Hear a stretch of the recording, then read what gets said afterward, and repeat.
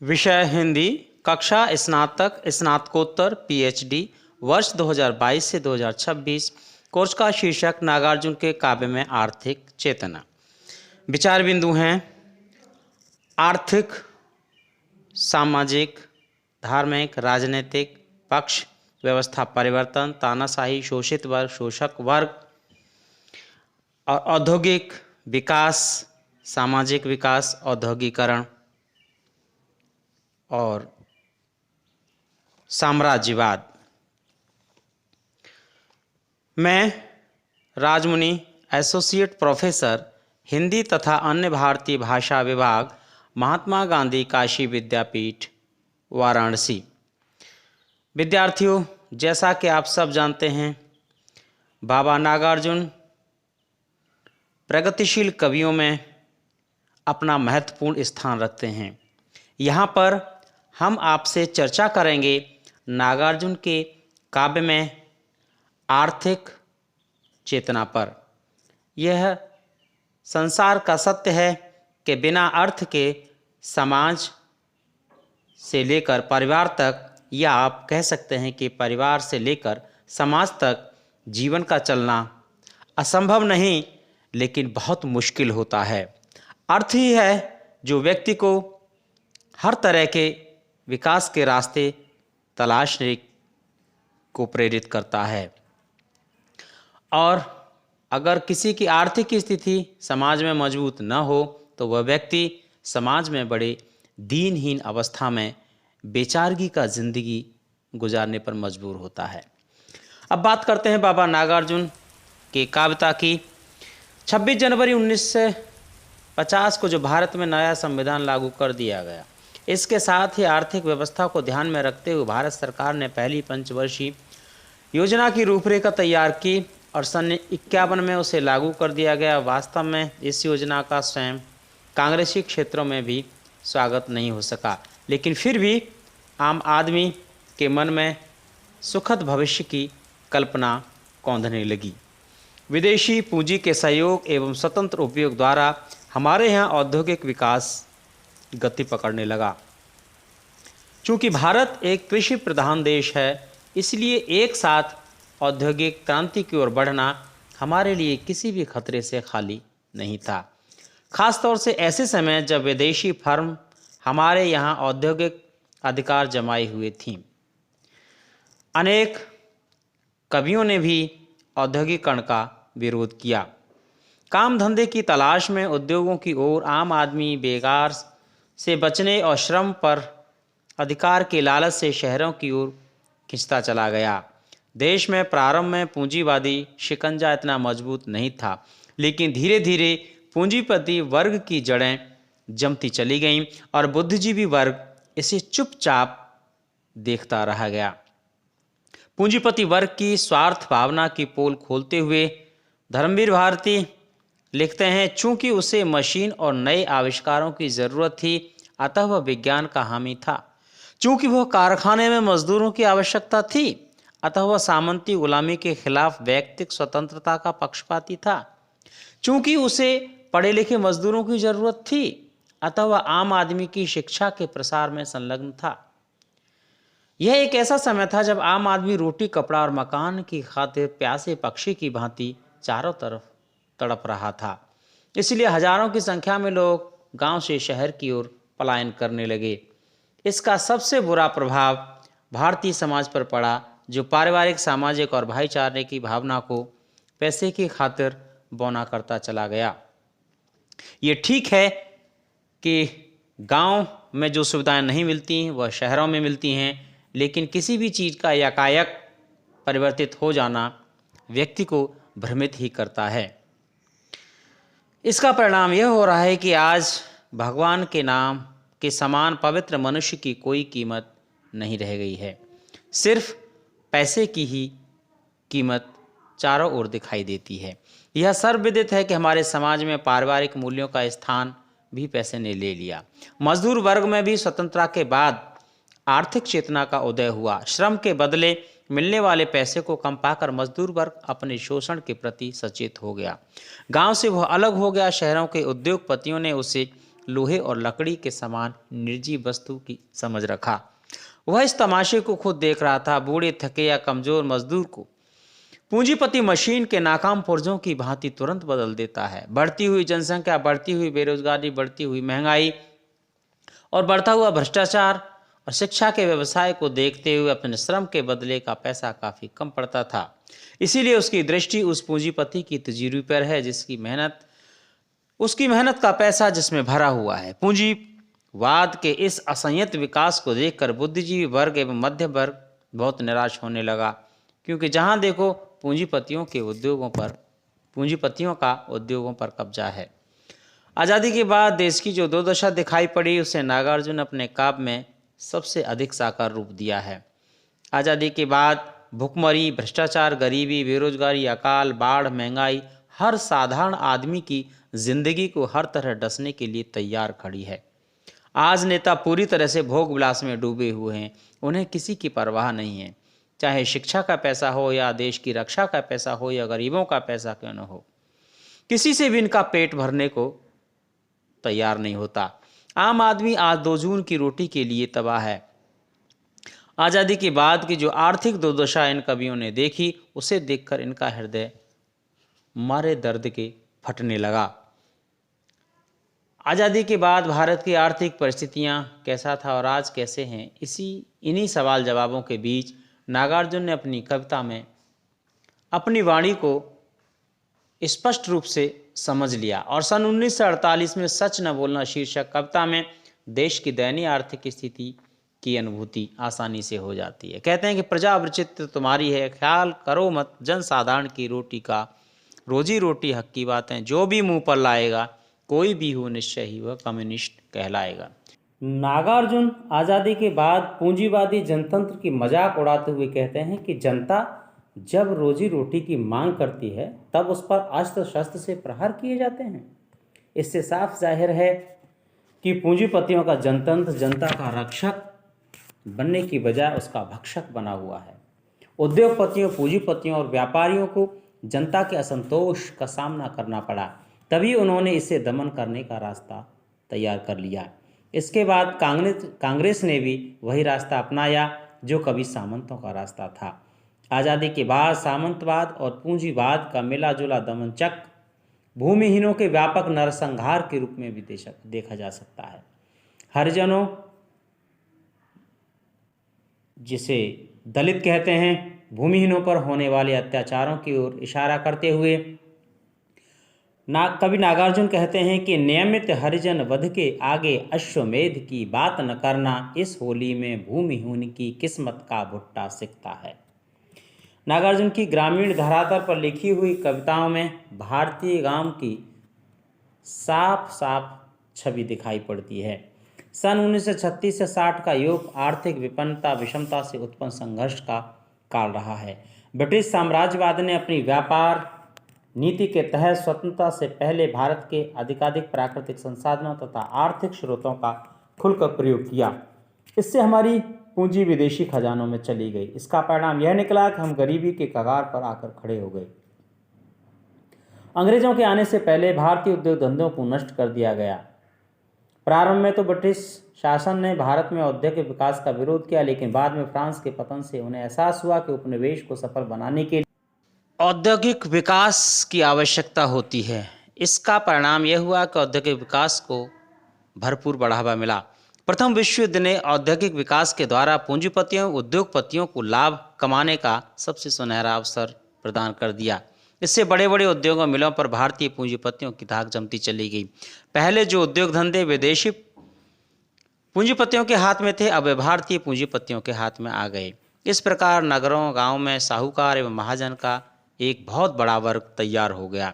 आम आदमी की आर्थिक दुर्दशा को शिखर पर पहुंचा दिया। इस पूंजीवादी विकास के चलते हुए दैनिक जीवन की वस्तुओं के दाम इतने बढ़ गए कि आम आदमी जीवन जीने के लिए कर्ज की शरण में जाने लगा। वह खेती को एक व्यापार मात्र समझता था। खेती के होने और न होने का उसके ऊपर कोई प्रभाव नहीं पड़ता था। इस व्यापारिक नीति और किसानों और मजदूरों के आधिकारिक शोषण से उत्पादन की क्षमता घटने लगी और अकाल का वातावरण तैयार हो गया। भारत जैसे देश में अकाल का सबसे बुरा प्रभाव सन 1943 के आसपास बंगाल अकाल जैसी घटनाओं को घटित करने के लिए जिम्मेदार रहा और उस अकाल की लपटें इतनी भयंकर थीं कि उन्होंने मैदानी से लेकर पहाड़ी इलाकों को भी अछूता नहीं छोड़ा। साहित्यकार सच्चे अर्थों में एक सामाजिक प्राणी होता है, इसीलिए उसने अपनी आंखों से जो अकाल महामारियां देखीं उनके प्रति संवेदना प्रकट करना वो अपना पहला कर्तव्य समझता है। इन कवियों ने पूंजीवादी विकास को समझने के लिए सामान्य जनमानस में चेतना की लहर जगाई, क्योंकि वे इस बात को अच्छी तरह से जानते थे कि यदि इसी तरह से पूंजीवादी विकास होता रहा तो एक दिन देश गरीबी के गर्त में जाकर नष्ट हो जाएगा। अकाल के संबंध में हंस पत्रिका का बंगाल का अकाल अंक तथा अकाल से संबंधित अनेक कविताएं उस समय लिखी जाती रहीं। साधारण आदमी के जीवन के आर्थिक पक्ष की ओर अगर ईमानदारी से दृष्टिपात किया जाए तो आज भी उनका आर्थिक पक्ष सबसे कमजोर नजर आएगा। उनके लिए आज़ादी सिर्फ सपने में सुनी हुई कहानी की तरह है जो आंख खुलते ही समाप्त हो जाती है। अभाव और सिर्फ अभाव उसकी जिंदगी की नियति बन गए हैं। भारत के संपूर्ण भविष्य की ओर संकेत करते हुए अनेक कवियों ने, जिनमें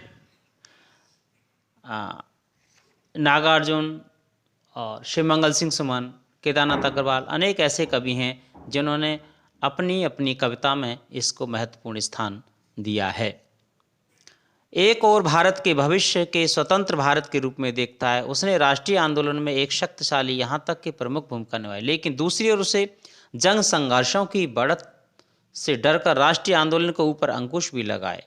इस प्रकार साम्राज्यवाद के साथ अस्थायी सौदेबाजी की, लेकिन जिससे हर एक बार नए टकराव के चरण में उतरा। हमने भारत के औद्योगिक मजदूर वर्ग के विद्रोह और उसके फलस्वरूप पैदा हुए सामाजिक मसलों को भी देखा जो भारतीय परिदृश्य के सामने पेश हुए। राष्ट्रीय और सामाजिक संकट के गहराते स्थितियों ने चारों तरफ भारतीय जनता की आंखों को खोलकर रख दिया। बुद्धिजीवियों, छात्रों, नौजवानों, शहरी बुर्जुआ वर्गों में तीव्रता से हुए जो परिवर्तन है, जो टकराव है, जो खुद को भूमिका नहीं निभा सके, लेकिन इनके बीच से सचेत राजनीति आंदोलन के सबसे अधिक जुझारू और संगठन तैयार हुए। आज़ादी के बाद भी जनजीवन का आर्थिक पक्ष दिन दिन कमजोर होता गया। जिन परिस्थितियों में स्वतंत्रता के बाद कांग्रेस ने सत्ता संभाली, उस समय भारत की आर्थिक दशा बिल्कुल डमाडोल हो गई, क्योंकि ब्रिटिश शासन ने उसे पूरी तरह से खोखला बना दिया। जनता पर नए कर लगाना संभव नहीं था, क्योंकि वो पहले से ही आर्थिक दृष्टि से टूट चुकी थी। देश की गरीबी और खाद्य संकट इतना बढ़ गया था कि सरकार को विदेशों से और ख़ास तौर से अमेरिका से आर्थिक मदद लेनी पड़ी। अमेरिकी सहायता उसके व्यक्तिगत स्वार्थों से भरी हुई थी। अमेरिकी राष्ट्रपति ने पहले ही स्पष्ट कर दिया था कि भारत तथा अन्य देशों को दी जाने वाली सहायता अमेरिका की विदेश नीति का ही एक अंग है। नई नीति आर्थिक नीति से भारतीय जनता को अधिक निराशा हाथ लगी। आज़ादी पाने के बाद तो सरकार विदेशी पूंजी को जब्त कर सके और न औद्योगिकरण का राष्ट्रीयकरण। 17 फरवरी 1948 को जैसे ही यह घोषणा की गई कि आर्थिक व्यवस्था में कोई आकस्मिक परिवर्तन नहीं होगा, जहां तक होगा मौजूदा उद्योगों का राष्ट्रीयकरण नहीं किया जाएगा। इसका परिणाम यह हुआ कि आर्थिक नीति की असफलता सरकार के सामने एक भयंकर समस्या बन गई। इससे जनता में आर्थिक समस्या को लेकर दिन रात आक्रोश बढ़ने लगा। देश की संपूर्ण आर्थिक दुर्व्यवस्था को व्यक्त करते हुए अनेक कवियों ने वर्ग भेद, जाति भेद, धार्मिक भेदभाव, नस्ल भेद की भावना को जो है हर जगह उघाड़ कर रख दिया। यात्रा करते समय भी गरीब अमीर का भेद बना रहे, इसलिए अनेक कंपनियों ने यात्रा के समय भी अनेक तरह की नीतियां बनाई। सामान्य श्रेणी के डिब्बे, प्रथम श्रेणी के डिब्बे, द्वितीय श्रेणी के डिब्बे और तृतीय श्रेणी के डिब्बे। इस तरह से जहां मौका मिल सकता था वहीं आम आदमी और पूंजीपतियों के बीच एक खाई तैयार होती चली गई। किसी देश की आर्थिक प्रगति की रीढ़ होती है वहाँ की बैंकिंग प्रणाली। जिस पर समस्त आम आदमी का आर्थिक जीवन टिका होता है। जब अर्थव्यवस्था अस्त व्यस्त हो जाए तब तो उस देश का भगवान ही मालिक है। जब देश में मुसलमान आक्रमणकारियों का आगमन हुआ तो देश की बैंकिंग व्यवस्था को बड़ा आघात पहुंचा।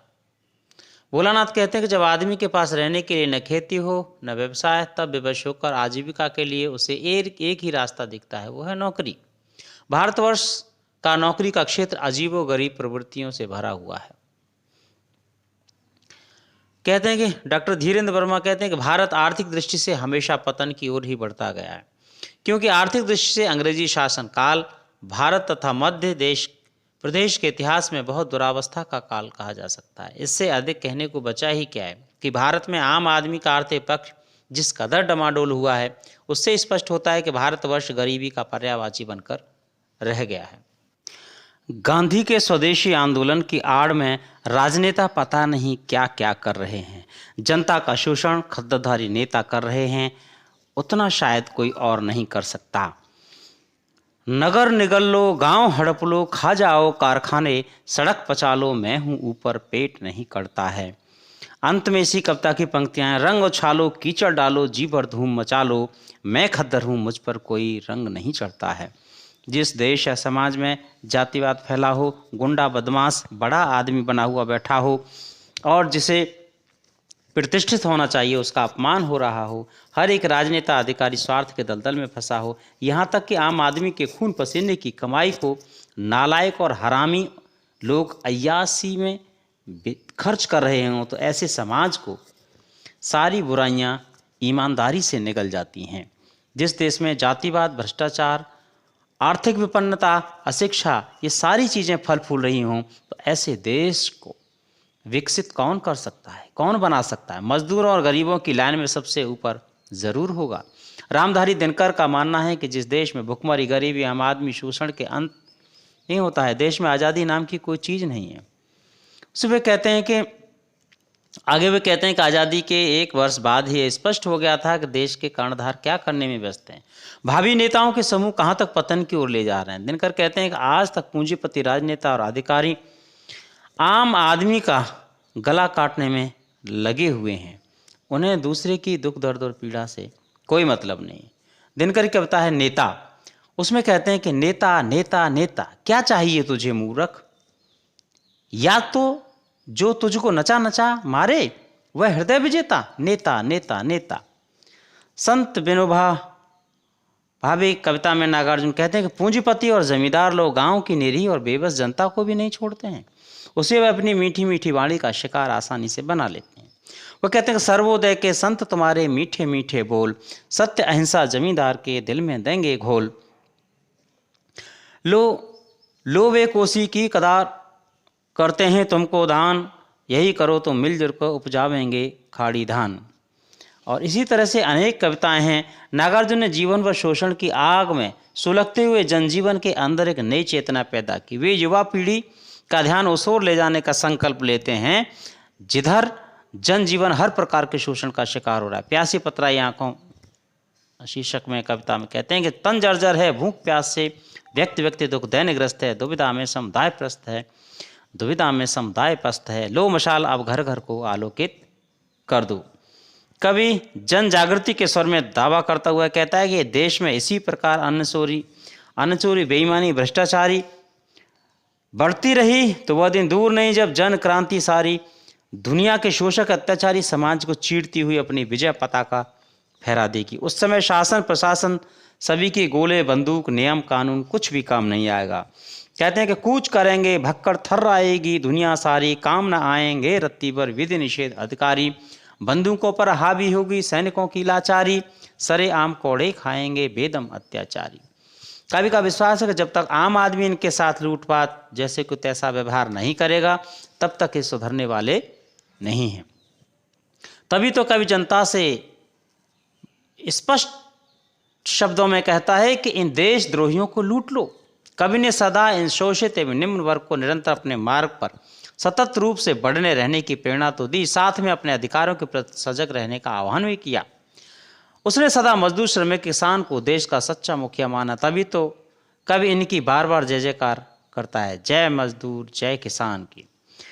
और नागार्जुन के जीवन में बहुत सारी विसंगतियां थी जिसे उन्होंने देखा।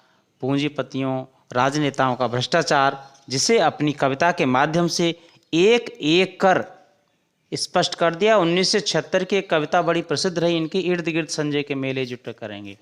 कहते हैं कि किधर नहीं है सेठ भूमिपत किधर नहीं है, कौन कहेगा शातिर गुंडे इधर नहीं है।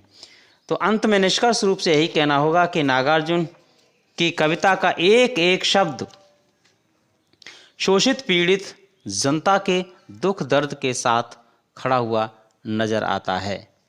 धन्यवाद।